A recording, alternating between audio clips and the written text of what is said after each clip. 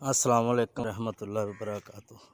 लै भरावो वीडियो बनाने का मकसद है यार कुछ अपना कोई वीर भरा बड़ा गरीब बंदा सी यार, बसा ही सौदा सुदा लांदा ते बहुत मजदूर बंदा बेचारा। इहदे वास्ते ना जिहड़ा आपां दुआ करनी है तो इहदे वास्ते ना जिहड़ा कोई मदद करना चाहता मदद कर सकदा। इहदे घर का बड़ा बुरा हाल हो गया, दीवारां डिग पईयां ने, घर डिग पिया इहदा मकान, वाहवा बुरा ही हाल हो गया। छोटे छोटे बच्चे ने इहदे, घरों बेकार हो गए ने बेचारे।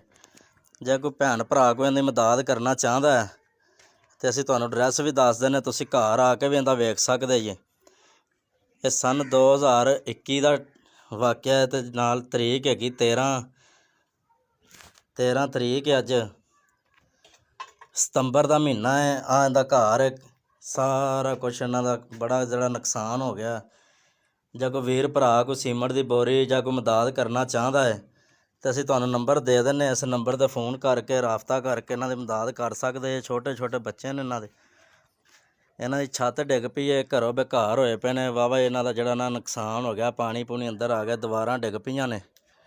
जिहड़ा भरा कोई मदद करना चाहता है यह फ़ोन नंबर है, इहदे ते तुसीं राबता कर सकदे जे, आके खुद वेख सकदे जे। कान्यां दी छत्त इन्हां दी बेचारिਆਂ दी ते वाहवा इन्हां दा ना बुरा हाल हो गया, पानी पूनी अंदर आ के दीवारां डिग पईयां ने, छप्परे डिग पे ने, वाहवा नुकसान हो गया। जे कोई वीर भरा कोई मदद नहीं करना चाहता, चलो इन्हां दुआ कर दिया जे। एक महीने दे विच विच इन्हां ने ना जिहड़ा आपदा घर बार सीधा करना है। जे कोई भरा कोई सीमर की बोरी जां कोई मदद करना चाहता है इस नंबर ते राबता कर लवे, जां पत्तो कि हल्ले रोड ते गली मलकां वाली दे विच इन्हां दी रहाइश है, उत्थे आके तुसीं खुद वेख सकदे जे। इन्हां दे घर दा हाल बुरा होया पिया, छोटे छोटे बच्चे ने, बसां ही सौदा वेचदा बेचारा।